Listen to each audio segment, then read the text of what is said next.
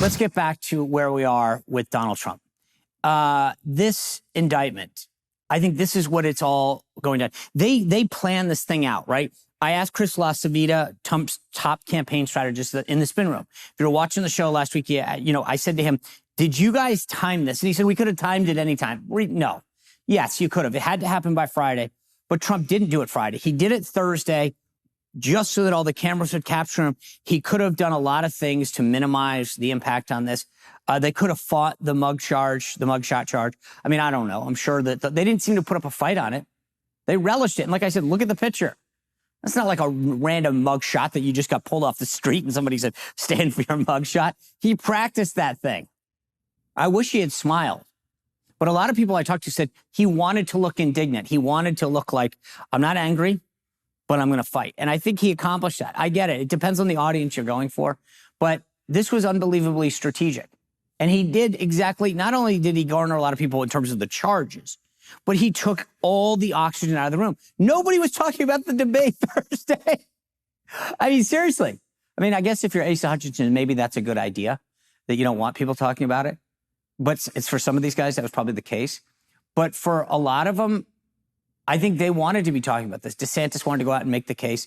I think Mike Pence, to some extent, wanted to. Chris Christie a little. And obviously, Vivek Ramaswamy.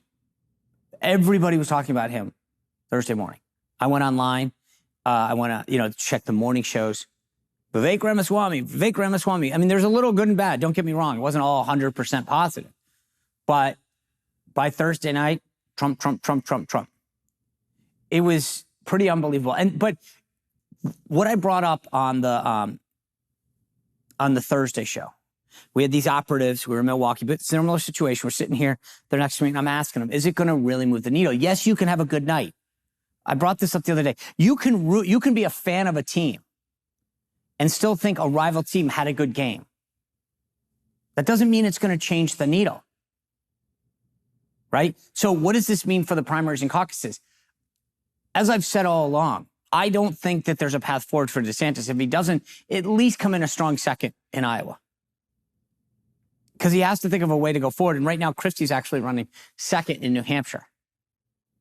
I don't know that it moved the needle that much because Ramaswamy crushed it. And I think there's probably two groups of voters, caucus goers in Iowa. And this is simplistic. So if you're from Iowa, hit me up. Tell me I'm wrong. You've got the people who are hardcore establishment Republicans. And then you've got a lot of the MAGA folks out there. I've been to the caucuses. I'll give you a take on this a little bit later, but I think that the establishment folks are getting divided up. And the Trump folks are solid with Trump no matter what. Trump's got like a 40-point lead in Iowa. Big lead in New Hampshire, South Carolina, Nevada. And in order to stay relevant, DeSantis needs to win that Iowa caucus. They say that they can come in a strong second, blah, blah. I think strong second is relative. If he doesn't get within 10 points, what's your message? Also, I brought this up to you guys before. Every state has a threshold. Okay. So if you don't get X, and we won't know Iowa's for another month, but let's just say it's 10%. Okay. So if you don't get 10%, you get nothing. No delegates, zero, nada, bye-bye. Same thing in New Hampshire, et cetera. So if you're a candidate like Mike Pence and you walk out of New Hampshire, out of Iowa, and you've got nothing to show for it because you literally have no delegates, how do you make the case going forward? Because at the end of the day, this is a race to delegates, about 1,500. If you're like, hey, I went all in and came out with nothing, how do you tell a donor or an activist or supporter, hey, by the way, double down on me? I got zero. Because that's what it's about. It's not about what your poll position where you get 9% and threshold's 10, nada. So DeSantis in particular needs to make the case that he picked up some delegates, at the very least, and go forward. He's got to sell these folks on why to keep investing. And so does Christie in New Hampshire. But here's the problem with Christie, and I'm going to get into this a little bit later with my analysis on Vivek. How big do you think the never Trump is, Chris Christie? Because that's what you're really running for. He's at 9, 10%. Okay, let's just say that Chris Christie can double that. He can get to 18. Let's give him 20. You can't win with 20%. You just can't. And by the way, let's just take it one step, but let's just say, I found a way, Sean, you can do it. You think you can win a general election when you've told all of Donald Trump's supporters that, that they're morons for supporting Trump? I mean, do you really? Do you think that you could? Because I don't. I just don't see. And I think that's the problem is no one wants to ask the tough questions. Why? Because it's Donald Trump and the media hates him. And they'll put on Doug Burgum and Asa Hutchinson on a Sunday show. I've been doing campaigns for 30 years. You kill for press. And the first thing that these guys will say is, how much money have you raised? Where are your polls? Because they don't want to waste time interviewing you or putting you in an article if it's a fool's errand.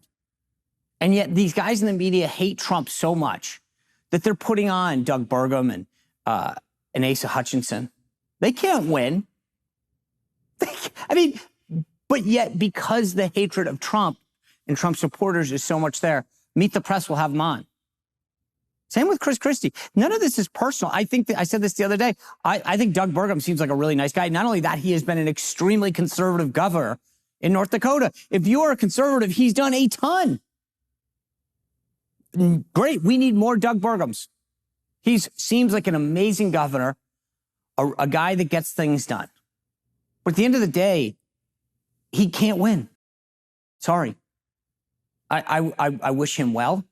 I hope he finds like another place to be involved because I think he would be great in the system. And obviously, like I said, it's not just a talking point. Doug Burgum has delivered. If you live in North Carolina, North Dakota, you know this. And I wish this was an open field or that he runs again. He's not just a talking head. He's actually a guy that has delivered, but he can't win. And I don't think that Chris Christie can win, and yet he's, getting told he can. But as I said, the media is so into hating Trump that they've gone overboard. I want to play you this clip from Joy Reid. Giuliani and people like Trump persecuted Black and brown people in New York. It's what they did for fun. It's what they did for pleasure. They enjoyed it. They enjoyed lording over people who had nothing, who had no $1 million lawyers, who couldn't change lawyers at the drop of a hat and get a different hip hop lawyer the next day when they were tired of one, who couldn't go out and make their case on, Fox or on Newsmax, who had nothing and who Donald Trump lorded his everything over, and still people who looked like them put him in rap songs. It was an indignity to me that something I loved, a culture I loved, would lionize that. And so to me, this is justice. The fact that Manhattan didn't give him a mugshot, I thought was offensive. I thought that the Fed said, we already know what he looks like. He was the president of the United States. Okay, offensive. Everyone else had to take him. This case, and I think Fani Willis is a hero. She is a national hero because she, more than any prosecutor in this country, and I respect Jack Smith and I respect all the prosecutors that are doing this, she's the only one who said these wealthy, powerful, privileged men and women are just American citizens. And when they break the law, they will take that picture. What the heck was that? First of all, let's start at the beginning. They persecuted brown and black people in New York. First of all, Giuliani was mayor, in the around 2000? He's been out of office. What is he? He was around, but he hasn't been mayor for 20 years. He's mayor on 9/11, America's mayor. And he was prosecuting brown and black people, not letting, And by the way, look at the other folks on that panel.